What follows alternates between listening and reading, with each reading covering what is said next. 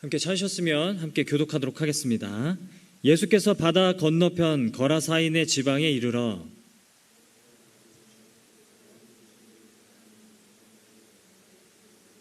그 사람은 무덤 사이에 거처하는데 이제는 아무도 그를 쇠사슬로도 맬 수 없게 되었으니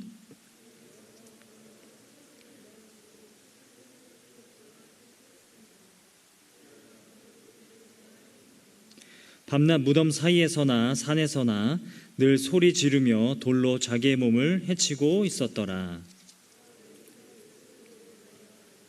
큰 소리로 부르짖어 이르되 지극히 높으신 하나님의 아들 예수여, 나와 당신이 무슨 상관이 있나이까? 원하건대 하나님 앞에 맹세하고 나를 괴롭히지 마옵소서 하니,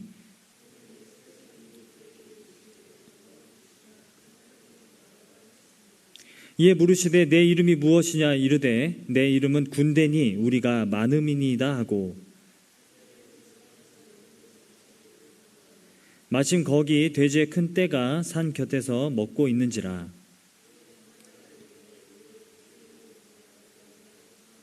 허락하신데 더러운 귀신들이 나와서 돼지에게로 들어가매 거의 2,000마리 되는 떼가 바다를 향하여 비탈로 내리달라 바다에서 몰사하거늘.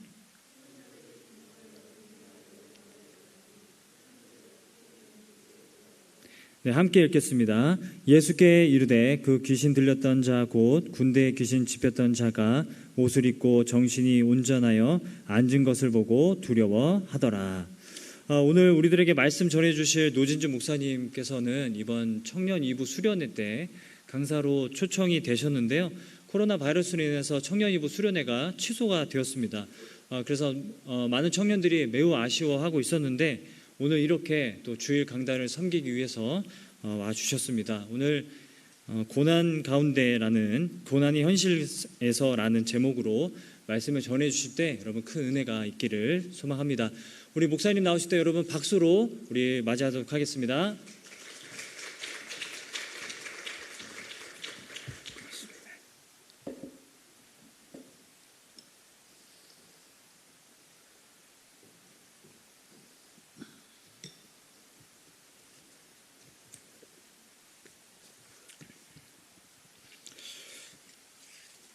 한 번은 저희 딸이 어렸을 때 고등학생 때였는데 저에게 아빠 귀신이 있어?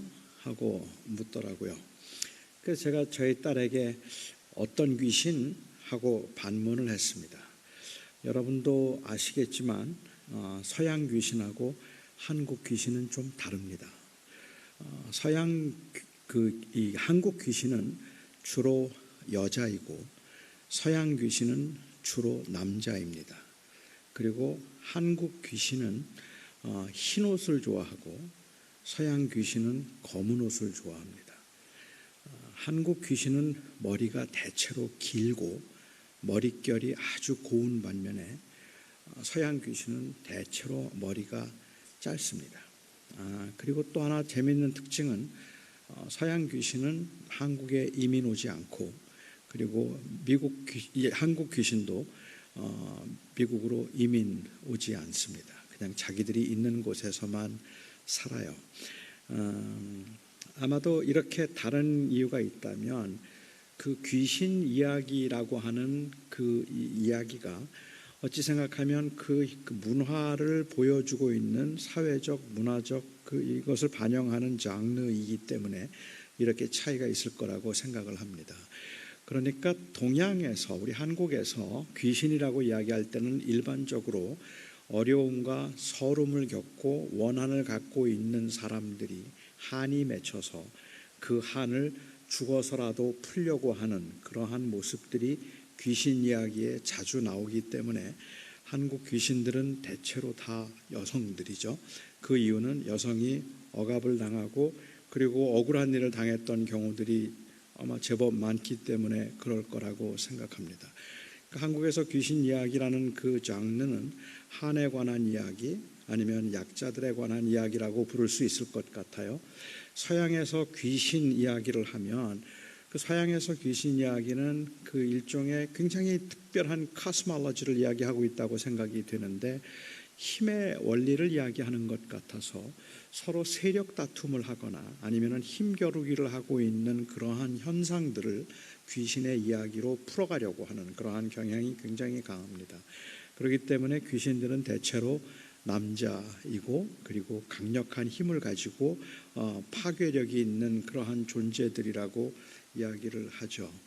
사람이 죽을 때 영은 천국으로 가지만 혼은 남아서 떠다니다가 다른 사람들의 몸속에 들어가서 귀신이 된다라고 말하고 있는 베레아 신학에서 이야기하는 김기동파의 베레아 신학에서 말하는 그러한 그 근거에서 하는 말이라면 그런 귀신은 없다고 말해야 될 것 같았고, 실제로 성경엔 그런 귀신이 없으니까 우리가 현상적으로 볼 수 있는 것은 아니지만, 그렇지만 실제로 존재해서 영향을 끼치고 가시적으로 보여주기도 하고, 때로는 그냥 어떤 그 사상 속에 들어가서 사람들의 마음을 움직이고 세상을 어지럽게 만들기는 하지만, 그럼에도 불구하고 특별히 존재하는 그러한 영적인 실체를 의미한다면 그런 귀신은 있다고 말을 해야 될 것 같았고, 또 환청을 듣거나 환각 증세를 보이는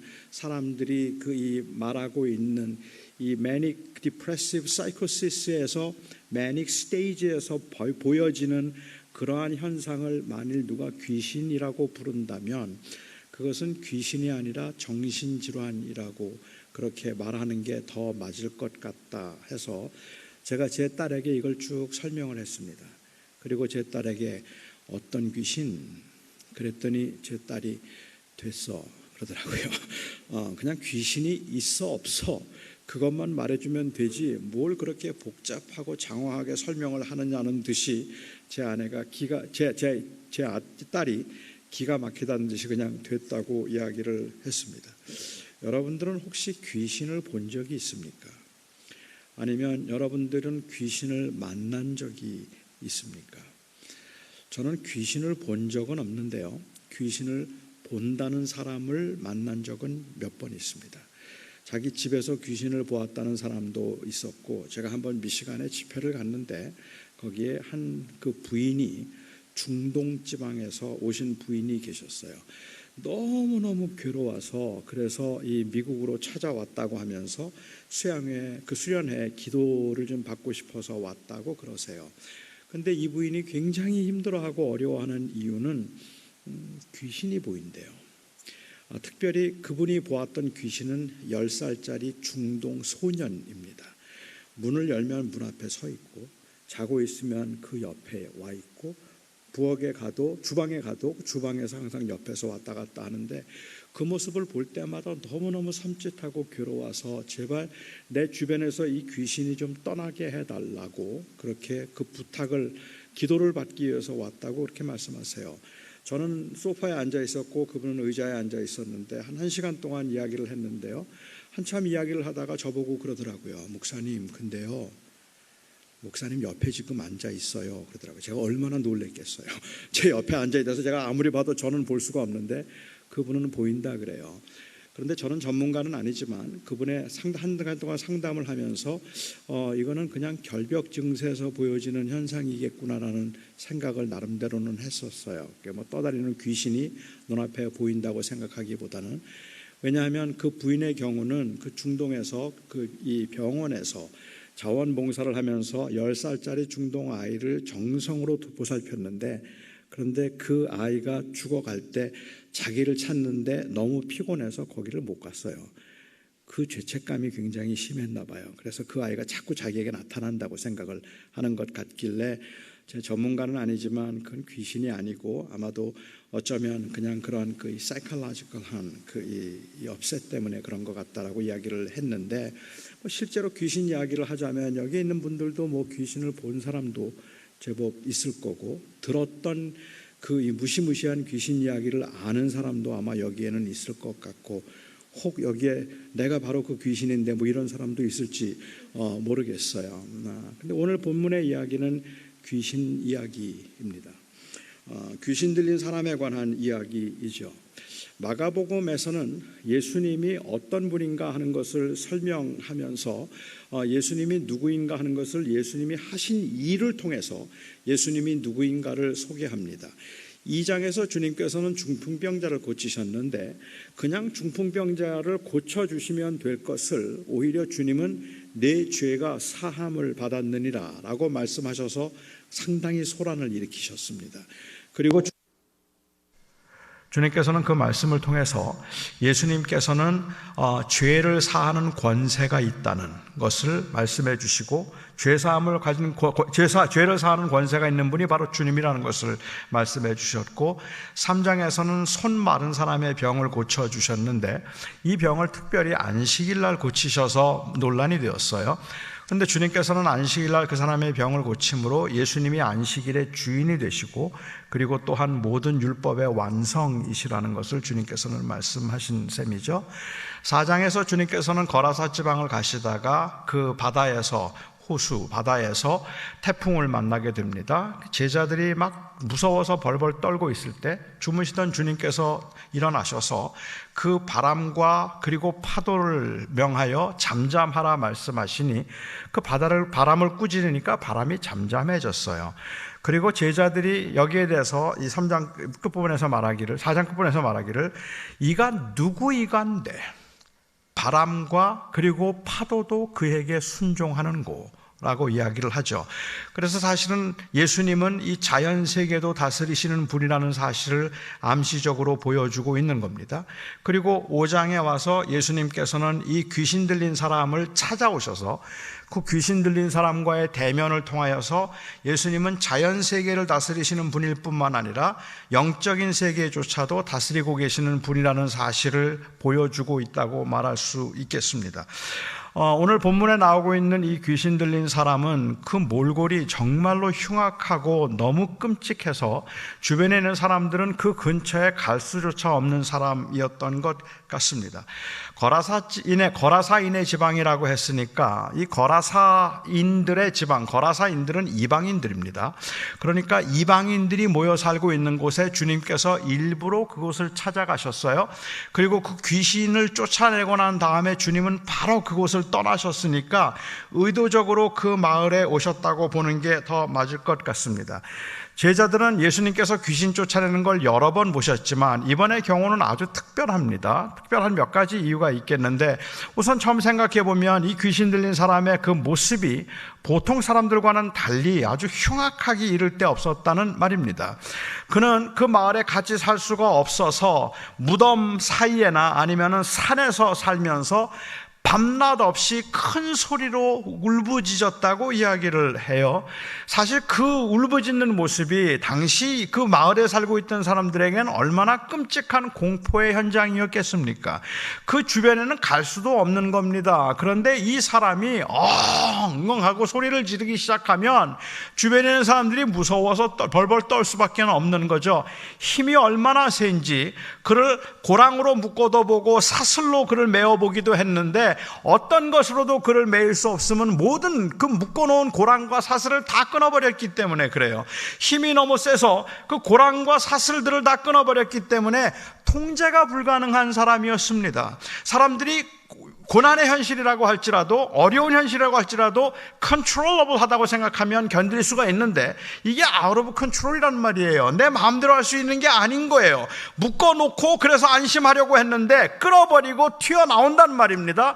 그리고는 소리를 지르는 거죠. 그뿐만 아니에요. 옷을 벗고 살았는데 옷을 하나도 입지 않고 그 무덤 사이에 있으면서 돌로 자기의 몸을 계속해서 해하는 거예요. 돌로 몸을 찢고 몸을 상하게 만들고 피가 나오고 딱지가 생기고 또 긁고 또 상하게 만들고 그야말로 그 온 머리끝부터 발끝까지 상처투성이에 피투성이에 그리고 또한 딱지만 앉아서 그렇게 무서운 모습을 하고 아무것도 입지 않은 채 무덤 사이를 다니면서 엉엉하고 소리를 지르고 있다가 한번 가정해 보세요. 얼마나 무서웠을까요? 사람들은 그 근처에 갈 수도 없는 끔찍한 공포의 현장인 겁니다. 그런데 예수님께서 거기를 가셨어요. 그리고 배에서 내리시니까 멀리에서 이 귀신 들렸던 사람이 예수님을 보았습니다. 그리고 달려왔어요. 달려와서 주님 앞에 달려왔는데 주님께서는 그를 보자마자 이 더러운 귀신아 나가라 라고 명하셨습니다. 보통은 주님이 한번 명하면 나가는 법이에요. 그런데 이 귀신은 나가질 않고 오히려 주님 앞에 따지듯이 항변합니다. 지극히 높으신 이의 아들 예수여, 당신이 나와 무슨 상관이 있나이까? 원컨대 하나님께 맹세하고, 귀신이 하는 말입니다. 하나님께 맹세하고 나를 괴롭히지 마소서. 마치 이 귀신은 자기에게 그것을 요구할 권리가 있는 것처럼 말하는 거예요. 당신은 지금 나를 괴롭히면 안 되잖아요. 그런데 왜 와서 여기에 와서 나를 괴롭히려고 합니까? 나와 무슨 상관이 있습니까? 제발 그러지 마시고 나를 괴롭게 하지 마세요라고 이야기를 합니다. 그리고 주님께서 그에게 물으셨어요. 네 이름이 뭐냐?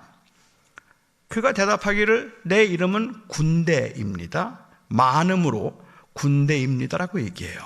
여기에 군대라는 단어가 레지온, 이 헬라어에서는 레기온이라고 하는 단어인데, 이 레기온이라고 하는 단어는 당시 로마에서 6,000명의 군인들을 모으는 그 유니트입니다. 그러니까는 한 6,000명이 모여 있는 그 군인 유니트를 레기온이라고 불렀으니까, 그러니까는 우리 한국으로 한다면 어떻게 되나요? 군대 갔다 온 분들 여단쯤 되나요? 아니면 사단? 그쯤 되나요? 여단이 비슷하게 맞겠죠. 그러니까 한 여단쯤 될 것 같다는 생각이 들어요. 엄청난 군인들이죠. 이 사람 안에 6,000마리의 귀신이 들어가 있다는 의미가 아니라 6,000마리의 귀신이 들어가 있는 것처럼 강력한 힘을 가지고 그를 괴롭히고 있고, 그리고 그를 아주 완전히 점령했다는 그러한 의미에서 한 말일 거라고 볼 수 있을 것 같아요. 그런데 그 귀신이 아주 특별하고 재미있는 요청을 합니다. 거기에 나를 이 지방에서 내어 쫓지 마소서, 제발 나를 이 지방에서 내어 쫓지 마소서라고 말하고 그 산 곁에 돼지를 사육하고 있었는데 한 2,000마리 정도 되는 돼지들을 사육하고 있었어요. 그 사육되는 돼지를 보고 귀신이 예수님께 청하노니 나로 하여금 이 마을에서 쫓아내지 마시고 저 돼지들에게 들어가게 허락해 주십시오라고 했습니다. 그리고 주님이 허락하셨어요. 이게 이해가 안 돼요. 돼지떼에게 들어가기를 허락하지 않고 그를 무적행 속에 가둬야 되는 거 아닙니까? 그런데 돼지떼에 들어가는 걸 허락하셨어요. 허락하시는 바람에 이 귀신이 돼지떼에게 들어가니 2,000마리의 돼지가 그 산 비탈로 내리달아서 물속에 다 빠져서 2,000마리가 몰살을 했습니다. 2,000마리의 돼지가 다 죽었어요. 예수님은 왜 돼지에게 귀신이 들어가는 걸 허락하셨을까요? 돼지에게 무슨 죄가 있어요? 그 불쌍한 돼지들 2,000마리면 도대체 삼겹살이 얼만데, 그런데 그 돼지들을 몽땅 그냥 물속에 다 죽여버릴 수 있느냐는 말이에요. 그 돼지를 키웠던 사람들은 사실은 그걸 팔아서 사육해서 그래서 돈을 벌려고 했던 사람들 아닙니까? 주님은 유대인이기 때문에 그 거라사 지방은 이방인의 지방이고 유대인들은 돼지고기를 먹지 않았으니까 그 돼지가 소홀해서 별게 아니라서 그렇게 죽였을까요? 그렇다면 이방인들의 경우 그 돼지를 사육하던 주인은 어떻게 되는 겁니까? 그날 완전히 망했어요. 그렇지 않습니까? 그것보다 저에게 더 이해가 되지 않는 부분이 있다면 그 돼지떼에게 들어가서 돼지가 물속에 빠져서 돼지가 몽땅 다 죽었습니다. 그렇게 다 돼지가 죽을 때 귀신도 죽었을까요? 귀신도 함께 죽었다면 이해가 돼요. 귀신을 죽이기 위해서 어쩔 수 없는 희생이라고 말할 수도 있겠는데, 제가 생각할 때는 돼지는 죽었지만 귀신은 안 죽었을 것 같아요. 귀신들은 물에 빠져도 안 죽어요. 그래서 물귀신이 있어요. 그러니까는 귀신들이 물에 빠졌다고 다 물에서 수장되어서 죽는 게 아니라면 도대체 왜 주님께서는 이것을 허락하셨을까? 그게 도대체가 이해가 되지 않아서 이 예수님이 하신 이 일은 굉장히 난해한 일입니다. 버트란드 러셀이라고 하는 유명한 이 철학자는 무신론 철학자죠. 그는 Why am I not a Christian? Why I'm not a Christian이라고, 나는 왜 기독교인이 아닌가라는 그 책에서 그는 이 이야기를 해요. 그러면서 그 예수님의 잔인함이 자기는 기독교인이 될 수 없는 이유라고 이야기를 합니다. 2,000마리의 돼지떼를 가지고 있는 사람이 그가 이방인이었기 때문에 단순히 이방인이라는 이유 때문에 이방인들의 소유는 그냥 아무렇게나 다루어도 된다고 생각하는 것이라면 그것도 잔인한 일이죠. 그것도 부당한 일입니다. 그런데 그것보다 더 힘든 것은 이 귀신을 쫓아낼 때 왜 돼지떼에게 들어가게 해서 돼지떼를 왜 죽게 만들었는지 그게 이해가 되지 않는다는 말입니다.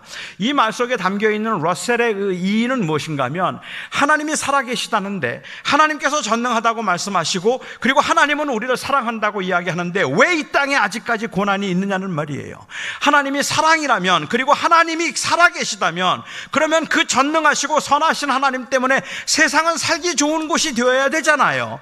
그런데 왜 고난이 있어요? 왜 아픔이 있어요? 많은 사람들이 하나님을 의심하게 되고 하나님을 믿지 않는 이유 중에 하나는 바로 이 디아더스의 문제라는 말입니다. 악의 문제예요. 죄의 문제예요. 고난의 문제예요. 하나님이 계신데 왜 이렇게 고난인가? 우리도 그런 비슷한 고민을 하고 있는 거죠. 하나님이 살아계시다고 하고 하나님이 나를 사랑하신다고 하는데 왜 이렇게 하는 일마다 안 됩니까? 어쩌면 이렇게 고난의 연속이에요. 하나님이 나 한 번만 도와주시면 그러면 그 고난의 현실을 이길 수도 있을 것 같았는데 너무 힘들고 너무 아파서 한 번만 도와달라고 그렇게 간절하게 기도했는데 그날 하나님께서 내 기도 들어주시고 우리 아빠만 살려주셨다면 하나님께서 그날 기도 들어주시고 우리의 집이 파산만 되지 않게 해주셨더라도 내가 이렇게 고난의 길을 가지는 않을 텐데 그 하나님이 그 매정한 하나님이 내 기도를 들어주지 아니하시고 나로 하여금 이 긴 고난의 터널을 지나가게 하셨다는 그 사실 때문에 하나님을 떠난 친구들이 얼마나 많은지 그리고 더 이상은 하나님을 믿을 수 없다고 말했던 친구들이 얼마나 많은지 아니 어쩌면 여기에 있는 여러분들 중에도 하나님을 믿겠다고 몸부림을 치고 있기는 하지만 문득문득 다가오는 그 회의와 불안함들 그런데 왜 하나님은 이렇게 하시는 걸까라는 그 하나님의 하시는 일들이 이해할 수 없어서 답답해하는 사람들 여기에 있잖아요. 하나님이 살아계신데 왜 고난이 있지? 왜 내 인생은 이렇게 힘들지? 러셀은 그걸 가지고 이의를 제기했어요. 하나님이 살아계시고 전능하신 하나님이라면 이 세상은 왜 이렇게 어지러운가? 그리고 세상은 왜 이렇게 혼란스러운가? 하나님은 계시지 않다.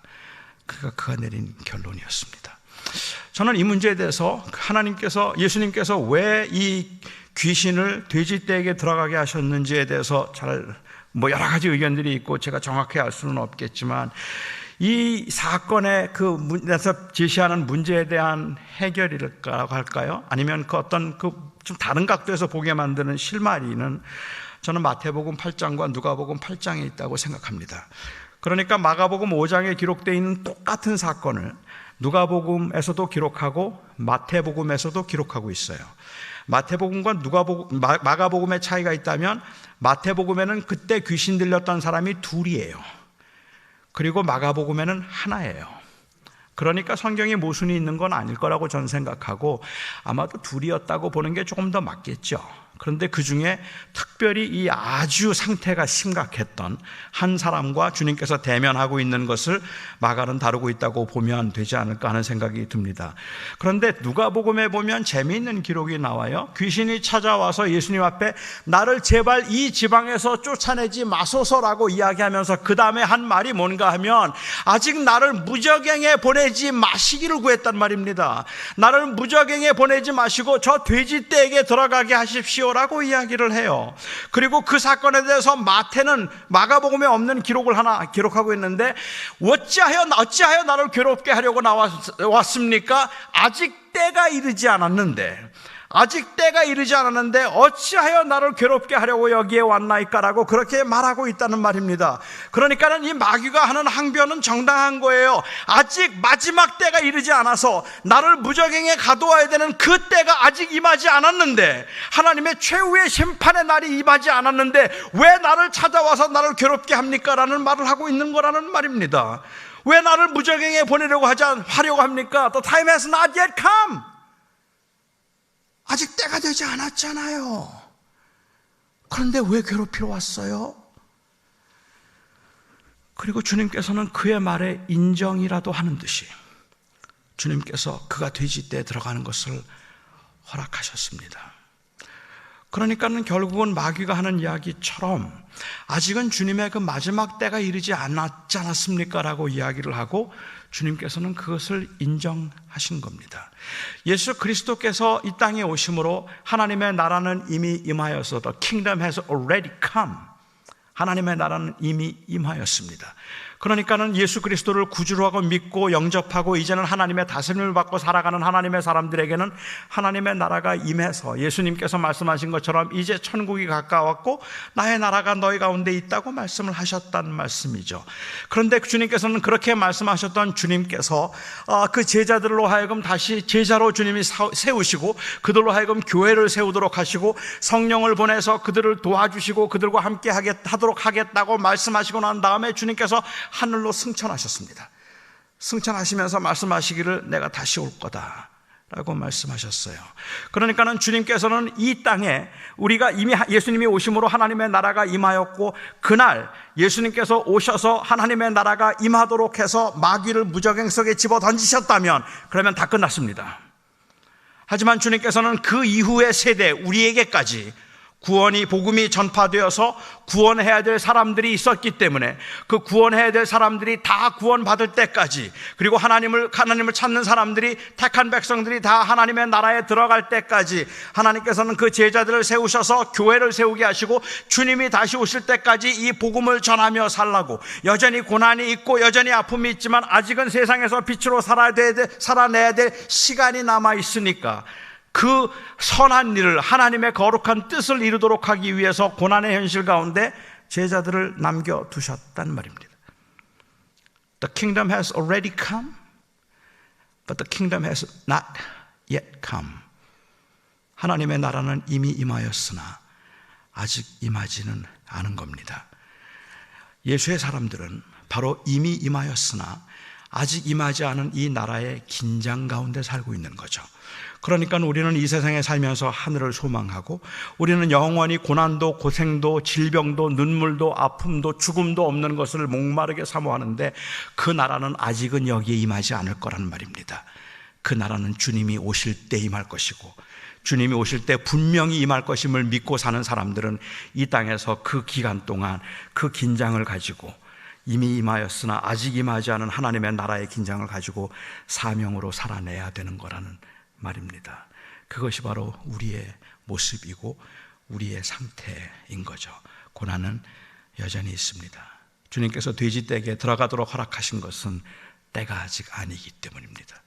그러나 그를 무저갱에 집어넣는 날이 올 겁니다. 그때까지는 고난은 여전히 남아 있어야 할 것이나 그 고난 가운데도 고난의 현실에서 제자들은 하나님의 나라가 임하였음을 선포하고 드러내고 그것을 누리며 살아야 할 책임이 우리 제자들에게는 있다는 말이죠. 이 첫 번째 그래서 제가 생각하는 이 말씀의 교훈은 이 사건의 교훈은 우리는 이 하나님의 이미 임한 하나님의 나라와 아직 임하지 않은 하나님 나라의 긴장 가운데 살고 있다는 겁니다. 너무 불편하기도 하고 너무 답답하기도 하고 너무 불안하기도 하지만 우리는 천국을 소망하는 나그네로서 하나님의 나라가 반드시 임할 것이라는 그 믿음을 가지고 주님이 부르시는 날까지 주님이 오시는 날까지 우리는 살아내는 겁니다. 많은 청년들이 저에게 물어요. 한국에서도 그렇고 미국에서도 그렇고 청년들이 저에게 물어요. 목사님 너무 힘들어요. 너무 힘든데 내가 뭘 잘못해서 그런 건가요? 왜 이렇게 사는 게 힘들죠? 저는 그 이야기를 듣다 보면 정말 힘들겠다는 생각을 해요. 열심히 나름대로는 살아가려고 하는데 별로 앞이 보이지 않아요. 불안함과 그리고 미래에 대한 불확실로 인하여서 많은 청년들은 두려워하죠. 그래서 현대 청년들을 이 묘사하고 있는 한 단어가 있다면 바로 fear예요. 두려움. 뭐가 될지 모르겠어요. 이게 잘 될지도 모르겠어요. 내가 살아낼 수 있을지조차도 잘 모르겠어요. 그래서 열심히 하기는 하는데도 앞이 잘 보이지 않는 것 같은 그러한 두려움, 이미 세상에는 잘 될 사람과 잘 못 될 사람이 정해져 있는 것 같아서 금수저와 흙수저는 이미 정해져 있고 아무리 몸부림을 쳐봐도 내가 넘어갈 수 없는 그 벽이, 한계가 있다는 것을 느낄 때마다 좌절하게 되고 사람들은 흔들리게 된다는 말입니다. 그래서 청년들은 말해요. 목사님, 왜 이렇게 힘들어요? 그리고 그 청년들에게 제가 하는 대답은 에베소에 사니까 힘들지, 에베소니까 힘든 게 당연할 수도 있지 않을까라고 말합니다. 바울이 2차 전도여행을 끝내고 3차 전도여행 때 에베소에 갔습니다. 3차 전도여행 에베소에서 바울은 엄청난 부흥을 그 도시에서 경험했습니다. 두란노 서원을 세웠을 때 아시아에 있는 모든 사람들이 바울의 강론을 들었다고 했고, 복음을 듣고 사람들이 변하기 시작해서 마술을 하던 사람들, 점치던 사람들이 자기들이 점치는 데 사용하던 책들을 모두 다 불태워버리고 예수를 주님으로 인격적으로 영접하고 삶이 변하는 것 같았어요. 하나님의 능력이 얼마나 강하게 나타나는지, 귀신이 쫓겨나고 병자들이 고침을 받는데 바울이 사용하던 손수건만 갖다 얹어도 병이 낫는 역사가 일어나기 시작했습니다. 굉장한 부흥입니다. 엄청난 일이 벌어져서 한 도시 전체가 하나님의 나라가 되는 것 같았고, 거기에 있던 에베소 교인들은 설레이는 마음으로 하나님의 나라가 여기에 임했다고, 이제 하나님의 나라가 이곳에 임해서 하나님의 통치가 이루어져 있다고 흥분했을 거란 말입니다. 그런데 그 도시에 데메드리오라고 하는 한 사람이 선동하기 시작했어요. 생계가 위협을 느끼니까 그 생계 위협을 느끼면서 사람들을 흔들기 시작하죠. 그런데 그냥 우리가 먹고 사는데 이 사람들 때문에 먹고 살기 힘들다고 말하기가 좀 명분이 안 서기 때문에 그랬는지, 당시 에베소에 가장 유명한 것은 아데미 여신상입니다. 7대 불가사의 중에 하나라고 하는 이 아데미 여신상을 만들어 놓고 수많은 사람들이 그곳에 와서 제사를 하고 축제를 벌이고 돈을 버는 사람들이 거기에 많았거든요.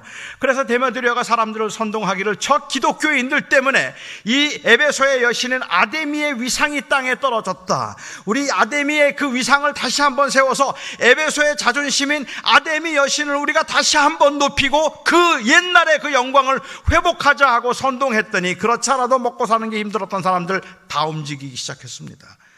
한 도시가 복음화되는 줄 알았는데 순식간에 사람들이 막 넘어가기 시작하는 거예요. 그래서 그들이 선동을 일으켜서 예수 믿는 사람들을 그 아데미 여신 그 이 제단 옆에 있던 연극장이라고 사도행전은 말하죠. 스테디움으로 끌고 왔어요. 고고학자들의 그들의 그 연구에 의하면 한 3만 명쯤 들어갔을 거라 그래요. 그 고고학자들이 말하는 대로 한 3만 명쯤 되는 곳이라면 그곳에 예수 믿는 사람들을 끌어왔습니다. 수백 명은 됐겠죠. 수천 명은 됐을까요? 그 수백 명, 수천 명이 되는 사람들, 그 사람들을 거기다 끌어놓고 외치기 시작합니다. 2시간 동안 외쳤습니다. 에베소의 여신 아데미여, 에베소의 여신 아데미여, 에베소의 여신 아데미여. 사람들은 흥분하기 시작하고 그야말로 열광하기 시작합니다. 예수 믿는 사람들 다 죽일 것 같았어요. 거기에 잡혀온 사람들이 몇 사람 안 되는 기독교인들이 다 죽을 것 같아서 바울이 거기에 자기가 뛰어들어가려고 했는데 사람들이 말리죠. 지금 들어가면 죽습니다. 못 들어갔어요. 바울은 들어가지도 못하고 그냥 그 마을에서 도망치듯이 나와야 했단 말입니다. 그 도시에서. 그리고 3개월 후에 그가 예루살렘으로 가는 길에 에베소를 들어갈 수가 없어서 3년 동안 사역했던 곳이고 너무너무 사랑하는 사람들인데, 고난의 현실에 있는 사람들을 보면서 너무 안타까워서 그들을 만나고 싶었지만 만날 수 없어서 불과 한 50km밖에 떨어져 있지 않았던 밀레도까지 왔는데도 밀레도에서 장로들을 불러서 거기에서 작별 인사를 합니다. 그리고 예루살렘에 가서 감옥에 갇혔어요. 그리고 쓴 편지 같아요. 그 편지 가운데 에베소 교인들의 그 아픔, 그 슬픔, 그걸 고스란히 느끼는 거죠. 에베소의 여신 아데미여 하고 외치기 시작하면 그 앞에서 그냥 주눅이 들어서 두려움에 벌벌 떨어야 되는 그들에게 바울은 에베소서를 쓰면서 그렇게 인사하죠. 에베소에 있는 성도들, 예수 그리스도 안에 신실한 자들에게 내가 편지하노니 은혜와 평강이 너희에게 있을지어다. 에베소에 있는 성도들, 얼마나 미미한 소리인지, 에베소의 아데미어라는 그 말 앞에서 그 소리조차 들릴 수 없는 그 미약한 소리일 수도 있겠지만, 에베소에 있는 성도들, 고난과 환난과 핍박의 그 현실 가운데서 버겁게 믿음을 지키며 살아가고 있는 성도들, 예수 안에 신실한 자들에게 하나님의 은혜가 있기를 원한다. 그들의 현실은 은혜와 평강이 없는 현실이에요. 그들의 현실은 두려움과 오히려 공포만 있는 현실이죠. 그런데 그들에게 주님은 바울은 은혜와 평강이 너희에게 있기를 원한다 라고 그렇게 말하고 있습니다. 우리에게 주어져 있는 이 두려운 현실 가운데 이 코로나 19, 여러분들의 그 직장의 문제, 여러분들의 건강의 문제, 이런 복잡한 문제들이 놓여 있어서 왜 나는 이렇게 힘들게 살아야 되는 거죠? 라고 말하고 있는 그들에게 아마도 바울이 말한다면 에베소에 살고 있으나 성도인 너희들에게 내가 권하노니 은혜와 평강이 있을지어다. 여전히 에베소에 살고 있지만, 여전히 힘들고 버거운 인생을 살아가고 있지만, 그렇지만 우리는 성도임을 잊지 말자, 그 말을 하는 겁니다. 비록 그 귀신이 돼지떼에게 들어가서 돼지떼를 괴롭히고 사람들을 두렵게 만드는 일들이 아직은 발생하고 있지만, 그럼에도 바로 그 귀신을 쫓아내었던 그분이, 귀신을 다스리는 그분이 예수인 것을 잊지 말자. 그래서 우리는 바로 그 긴장, 이미 임하였으나 아직 임하지 않은 하나님 나라의 긴장 가운데 살고 있는 겁니다. 두 번째 생각해 볼 만한 교훈은 바로 이 긴장 가운데 있는 세상에서는 악의 영의 역사가 여전히 존재한다는 겁니다. 그러니까 영의 역사라고 하면 이건 단순히 귀신이 되어서 나오고 아니면 무슨 이상한 귀신의 모습으로 나타나서 사람들을 괴롭히고 이러는 정도를 이야기하는 게 아니라, 때로는 그런 가시적인 모습으로 보여질 수도 있겠지만 엄밀한 의미에서 이 귀신, 마귀는 세력이에요. 그 강력한 세력을 가지고 유혹하고 있는 일들이 벌어지고 있어서 우리가 주변에 벌어지는 일들은 아주 자연스러운 일처럼 보이지만 사실은 그 모든 일들은 하나님의 주권과 그리고 그것을 대적하려는 마귀 사이에서의 그러한 치열한 영적인 그 실제가 그 안에 있는지도 모른다는 말입니다. 그러니까 우리는 우리 뜻대로 생각해서 한 것 같고, 내가 그 직장에 원서를 냈다가 떨어지게 된 건 내가 실력이 없어서인 것 같은데, 그런데 사실은 거기에도 하나님의 주권적인 섭리가 있다는 말이에요. 코로나 19을 보면서 코로나 19을 볼 때 이거는 그냥 질병이고 어디에서 발생한 전염병이라고 말하면 저는 그런 합리적인 원인들이 다 맞다고 생각하는데, 그것만 있는 게 아니라 그 뒤에 어쩌면 그 치열한 영적인 문제들이 그 안에 있을 수도 있겠다는 겁니다. 그런데 이 마귀가 하는 역사가, 마귀가 하는 일들을 우리가 조심해야 되는 건, 이 사탄이 이 땅에서 그렇게 강력하게 역사하는데 그가 그 역사를 통해서 하고자 하는 일은 무엇인가 하면 자기의 나라를 세우고자 함이 아니라는 겁니다. 헬라의 듀얼리즘에 의한다면 그렇게 생각할 수도 있죠. 선과 악이 아주 팽팽하게 맞서고 있고, 그래서 우리가 하나님의 편에 서면 마귀가 지고, 우리가 마귀의 편에 서면 마치 하나님이 지는 것처럼 우리는 마귀의 종이 되어서 마귀의 부하로 있다가 예수님이 마귀에게서 우리를 건져내신 것처럼 그렇게 종종 이해를 하는 경우들이 있는데, 제가 이야기는 그렇지 않아요. 마귀는 인간이 타락한 이후로 한 번도 자기의 나라를 세우려고 하지 않습니다. 물론 뉴욕에서도 가끔 이 세이터니즘을 말하고 사탄주의를 말하는 사람들이 있어서 사탄을 섬기는 사람들이 한 100명쯤 된다고 하는데, 그건 역시도 사탄을 섬기고 있는 건 아닐 겁니다. 마귀는 자기의 나라를 세우려고 하지 않습니다. 마귀는 알아요. 자기가 자기의 나라를 세워서 하나님을 대적할 수 없다는 것을 알아요. 그렇기 때문에 마귀가 하는 그 일은, 궁극적으로 하는 일은 자기의 나라를 세우는 것이 아니라 하나님의 나라를 파괴하는 것입니다. 하나님의 나라를 파괴하기만 하면 돼요. He is not to construct but to destruct and destroy. 그게 그가 하고 싶은 일이에요.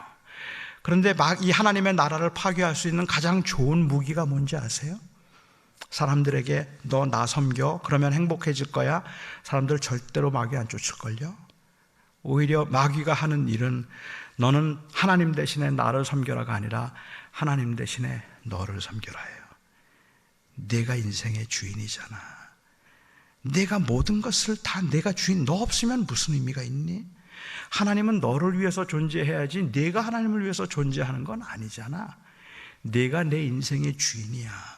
그러니까 내가 행복하기 위해서 너 돈 많이 벌어야 되고 좋은 직장 얻어야 되고 내가 좋은 사람을 만나야 되고 그래서 너는 행복하게 내가 주인이 되어서 살아야지 하나님께 의존해서는 안 될걸.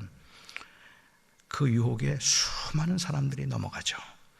그래서 결국은 자기가 자기 인생의 주인이 되고 그래서 자기를 우상으로 섬기면서 살아가죠. 사람들이 돈을 우상으로 섬긴다고요? 아닐걸요. 사실 돈을 우상으로 섬긴다고 말하는 것은, 돈을 좋아하는 것은 돈이 자기를 신으로 만들어 줄 거라고 생각하기 때문에 그런 것이지 돈을 섬기는 건 아닐 겁니다. 모든 사람들은 결국은 자기를 섬깁니다. 자기가 주인이에요. 그것을 마귀는 유혹하고 있다고 볼 수 있을 것 같아요. 그렇기 때문에 마귀의 의도는 언제나 파괴적입니다. 그리고 하나님의 의도는 언제나 건설적이고 세우고자 함입니다. 하나님께서 하고자 하시는 일은, 이건 하나님의 선하심이라서 야고보서 1장에서 말한 것처럼 너희는 지혜가 부족하거든 후히 주시고 꾸짖지 아니하시는 하나님께 구하라. 구하라고 말씀하시면서 너희는 구할 때에 조금도 의심하지 말고 믿음으로 구하라. 의심하는 자는 바람에 밀려 요동하는 물결과 같으니 두 마음을 품은 자라 구한 것을 얻을 줄로 생각하지 말라. 그러니까 내가 열심히 구하면 하나님께서 반드시 주실 것임을 믿고 구하라는 이야기를 하는 게 아니에요. 의심하지 않으면 뭐든지 주겠다는 말씀을 하고 계시는 것이 아니라 고난의 현실 가운데 있다면 우리는 지혜를 구해야 하는데 이 지혜를 구할 때 절대로 의심하지 말아야 되는 게 있다는 걸 얘기하고 있는 겁니다. 그게 뭘까요? 하나님의 선하심이에요. 굉장히 힘들고 어렵고 혼란스럽지만 하나님은 선하시다는 이 믿음이 흔들리면 다 흔들린다. 하나님은 우리에게 아들을 주심으로 사랑을 확증하신 분이니 그 하나님을 향한 하나님의 선하심에 대해서 흔들리지 말고, 그리고 하나님 앞에 지혜를 구해라. 그러면 하나님이 지혜를 주실 것이다. 지금 야고보는 그 이야기를 하고 있는 거라서 하나님이 선하신 의도를 가지고 있다는 것을 우리가 의심하면 안 되는 겁니다. 그런데 마귀는 언제나 파괴적입니다.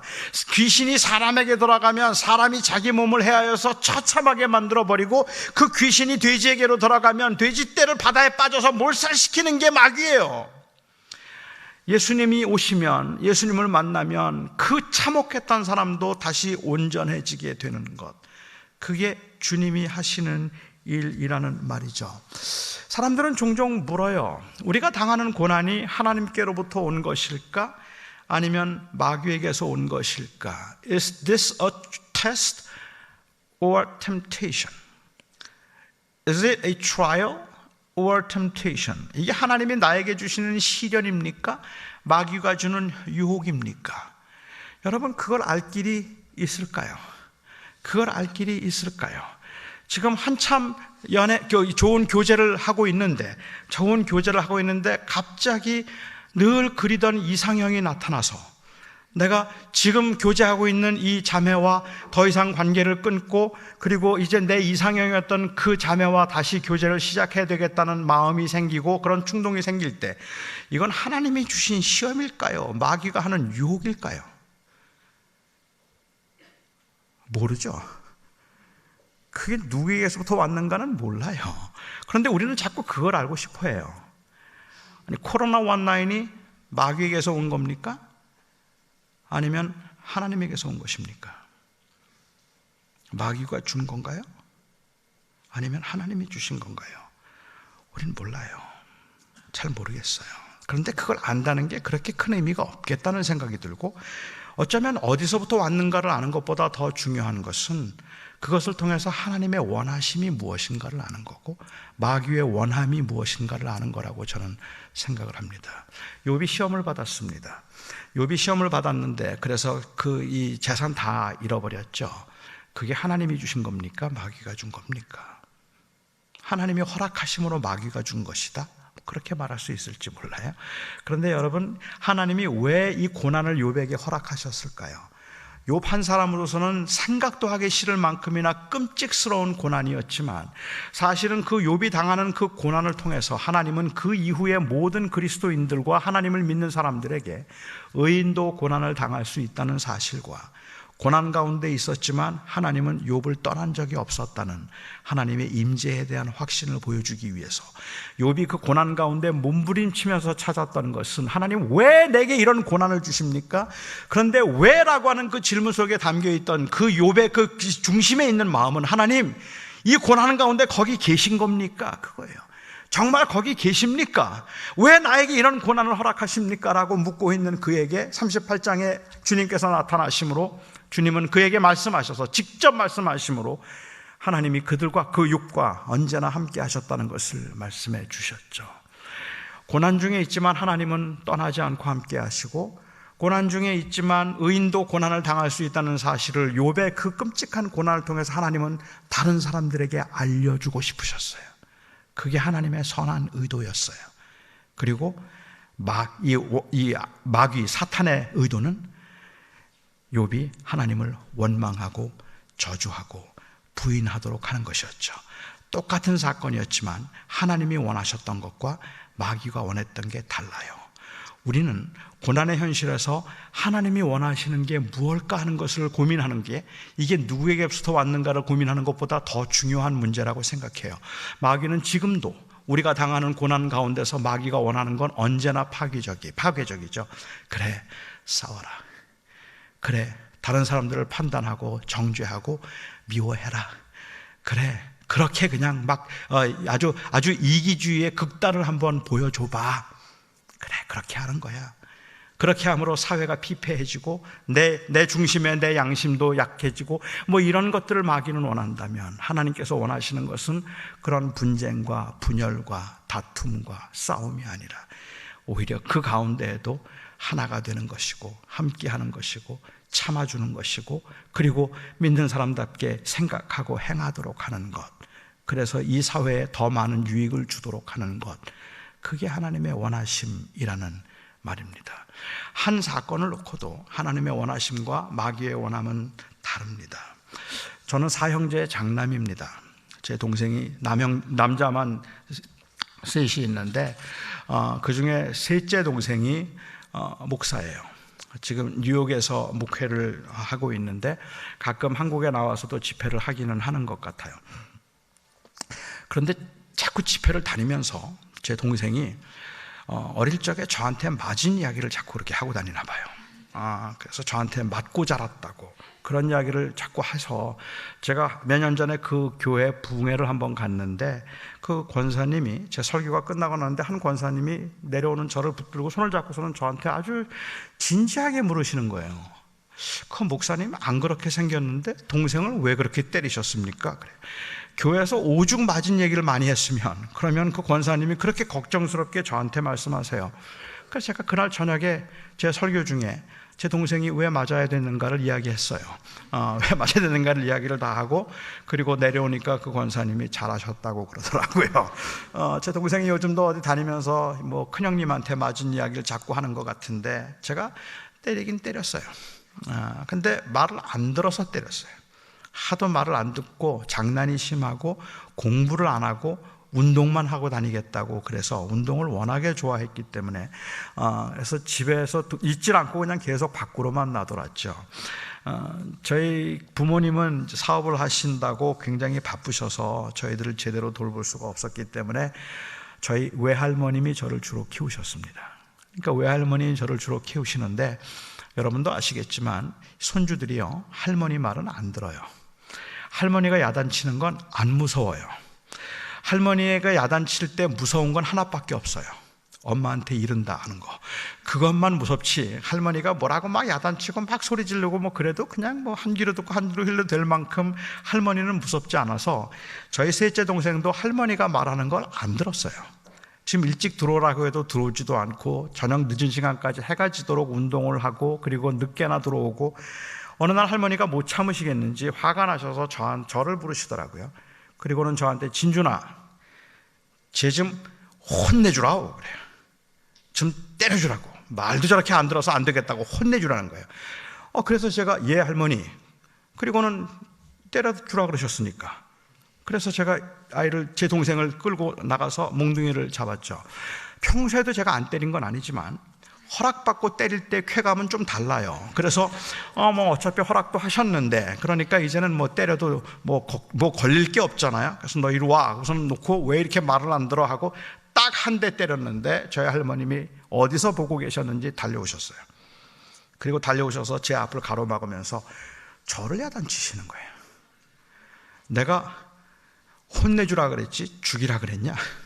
나는 한 대 때렸어요. 그런데도 할머니께서는 그 때리고 있는 저의 의도를 읽으시는 것 같아요.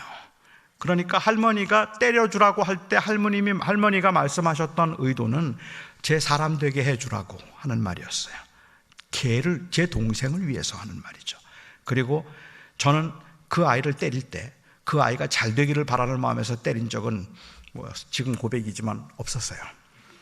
그냥 그 아이를 내 밑에 두고 내가 말할 때마다 말을 잘 듣도록 만들기 위해서 군기 잡겠다는 의미, 그래서 내 말을 아주 꼼짝도 못하게 만드는 그러한 그 의미에서 저는 그 아이를 혼내주어서 내 말을 잘 듣게 하기 위함이었고, 저희 할머님은 그 아이가 좀 바르게 되기를 원하는 마음에서 때렸던 거죠.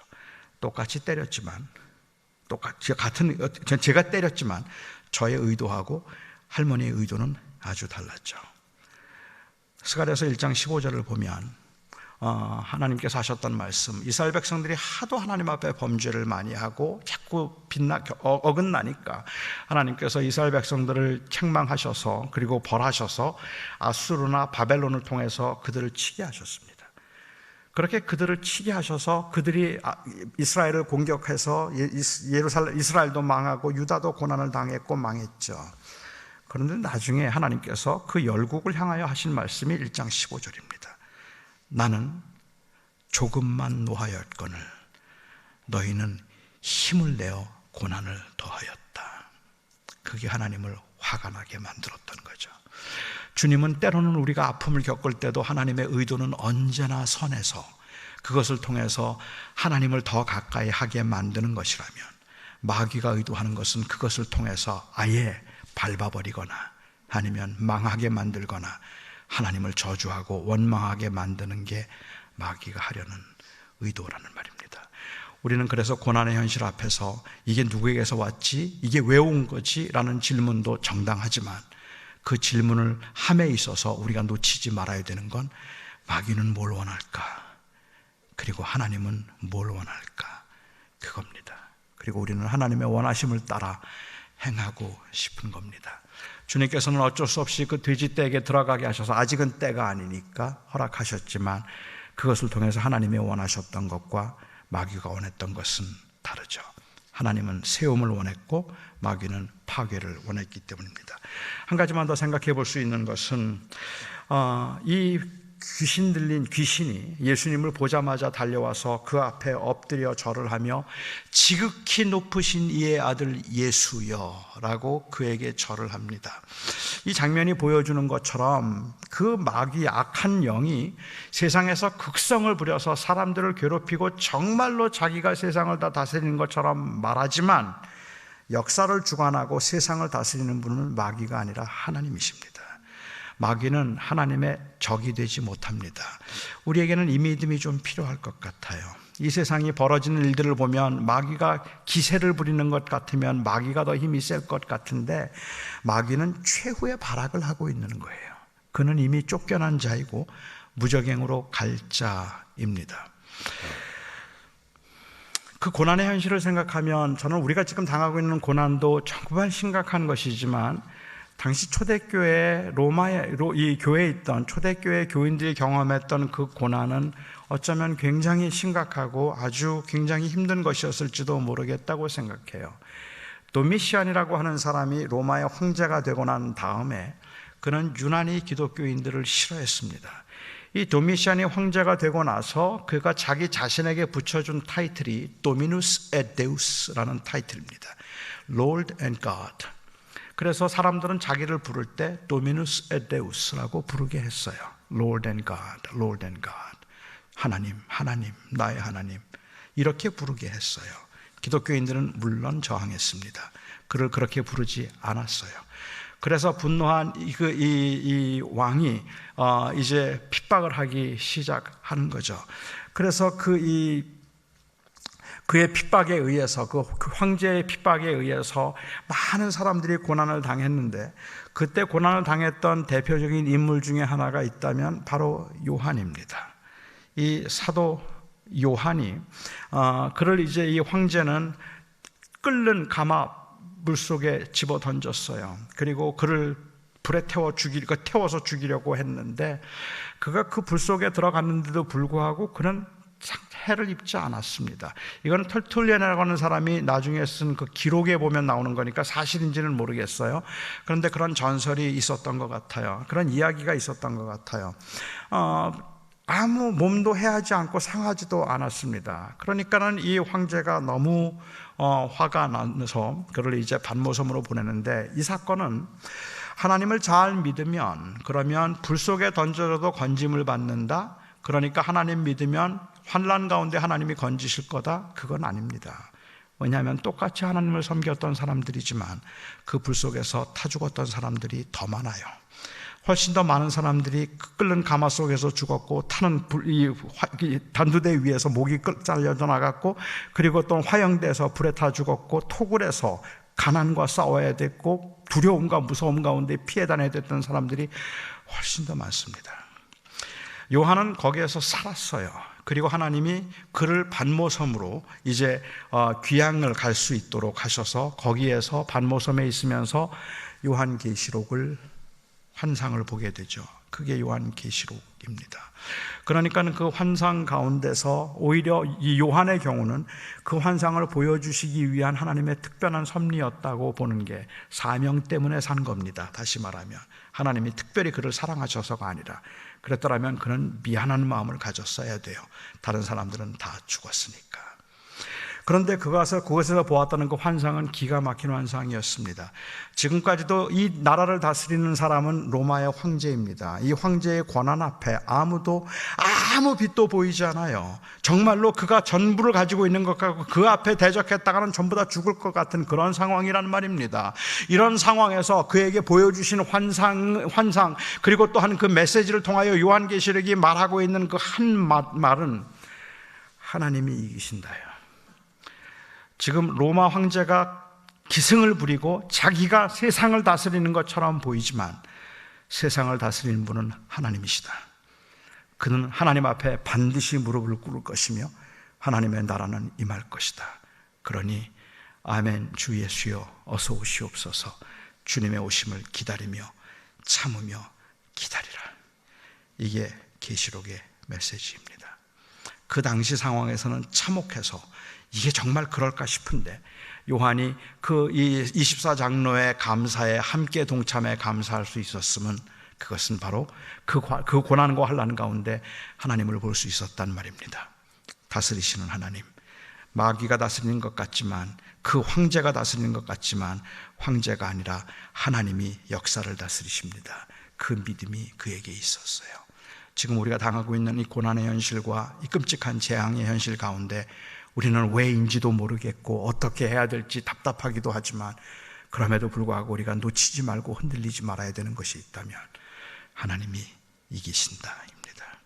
그렇기 때문에 우리는 그 하나님을 붙들고 인내하기도 하고 또한 견디며 살아내기도 해야 하는 겁니다. 한 가지만 더 생각해 보자면,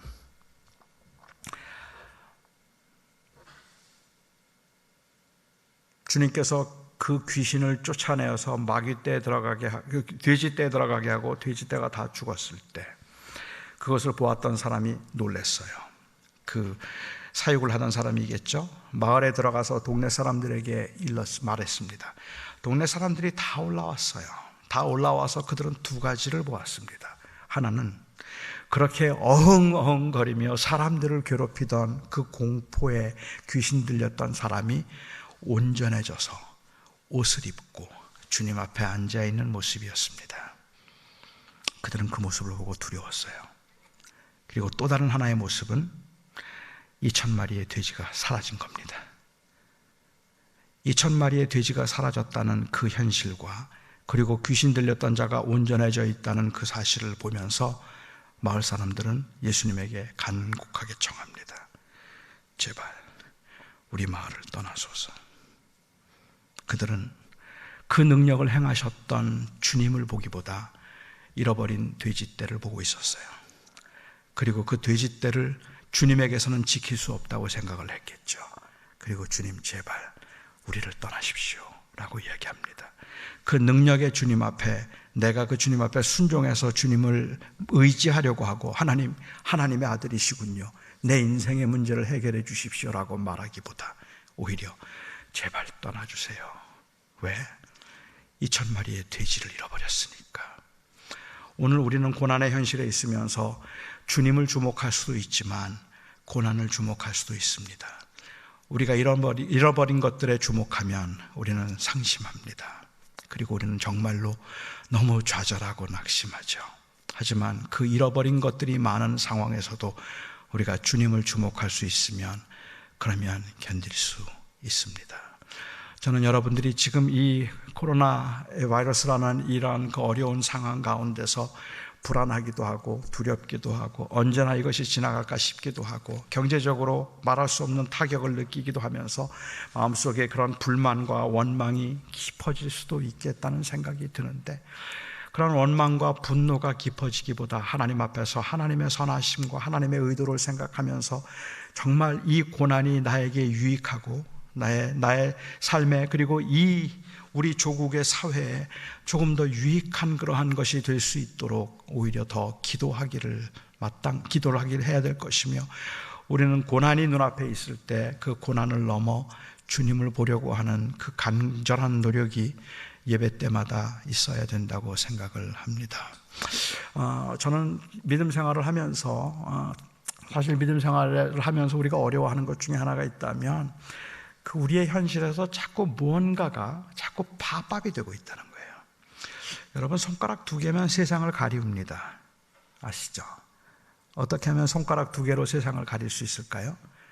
클로즈업이에요. 눈앞에 가까이 대시면 아무것도 안 보여요. 이것만 보여요. 그런데 어느 때는 사랑하는 사람과 브레이크업하고 난 다음에 그것이 팝업이 되면 세상 끝난 것 같아요. 어느 때는 내 재정적으로 직장에서 어려움을 당하고 나면 그게 팝업이 되면, 어느 때는 그 어떤 나를 정말로 괴롭히는 관계적인 문제에서 사람이 나를 괴롭히기 시작하면 그러면 그게 팝업이 되는데 아무것도 안 보여요. 깜깜하죠. 그렇잖아요. 우리가 기도하고 예배를 하면서 우리가 하고 싶은 일이 있다면 그거 잊어버릴 수는 없겠지만 할 수 있는 만큼 그것을 끌어내려서 그 너머에 있는 주를 보고 싶은 거예요. 너무 가까이 와 있으니까 좀 거리를 떼어서 주님 거기 계세요 라고 말하고 싶은 게 기도인 거라는 말입니다. 지금 우리 조국 사회, 한국 사회, 그리고 여러분들의 그 삶의 현장에 지금은 코로나라고 하는 엄청나고 거대한 끝이 보이지 않는 파도가 밀려왔습니다. 그리고 그 넘실대는 파도가 우리의 눈을 가려서 지금은 아무것도 보이지 않습니다. 하지만 그 거대한 파도의 뒤에 우리 주님이 계시다는 걸 우리는 압니다. 그래서 이 파도가 지나고 나면 거기에 주님이 보일 겁니다. 그런데 우리는 보이지 않는 주님이지만 주님이 거기에 계시다는 것을 알기 때문에 우리는 그 파도에 주목하기보다 파도 너머를 보고 싶은 겁니다. 주님 거기 계시죠? 주님이 거기 계시다면 이것 지나갈 때까지 제가 주님을 향한 시선을 놓치지 않고 싶습니다. 거기에서부터 위로가 비롯되고 그리고 힘이 시작될 수 있다고 생각합니다. 여러분도 잘 아는 존 파이퍼라고 하는 미국의 유명한 목사가 있어요. 그 존 파이퍼 목사가 쓴 책 중에 Don't Waste Your Life라는 책이 있습니다. Don't Waste Your Life, 여러분의 인생을 낭비하지 말라 하는 책입니다. 그런데 그 책을 쓰고 얼마 안 돼서 존 파이퍼가 암에 걸렸어요. 그래서 암에 걸려서 투병을 하는 중에, 그렇게 투병하면서 그가 이메일을 친구들에게 써서 보냈는데요, 그 이메일의 제목이 Don't waste your cancer 였습니다. 너의 암을 낭비하지 말라 하는 제목으로 이 친구들에게 이메일을 보냈는데요, 지금은 이제 많은 사람들에게 알려지게 되었지만 10가지 정도 쭉 기록을 해놓고 있어요. 암을 낭비하지 않는 법. 그러면서 그는 암이 굉장히 자기를 두렵게 만들고 불안하게 만들지만 그 암을 낭비하지 않기 위해서 나는 암보다 하나님을 더 생각하기로 했다라고 얘기합니다. 암의 현실에서 암면 눈앞에 떠오르는 팝업된 문제지만 그 너머에 있는 하나님을 보려고 하는 것이 바로 암을 낭비하지 않는 방법인 겁니다. 고난을 우리가 이길 수 있는 것은 고난이 눈앞에 오면 그것밖에 생각이 나지 않지만 우리는 오늘 이 예배를 통해서도 몸부림을 치고 싶은 거예요. 주님 거기 계시죠. 그 너머에, 그 뒤에 거기 계시죠. 내 삶의 현실에서 내 지금은 아무것도 보이지 않지만 그렇지만 주님 거기 계시죠. 그리고 주님이 우리에게 하시는 말씀, 오늘 이 사건을 통해서도 주님께서 말씀하신 것, 나는 항상 너를 위하여 있다. 나는 항상 너를 세워주고 싶다. 기도하겠습니다.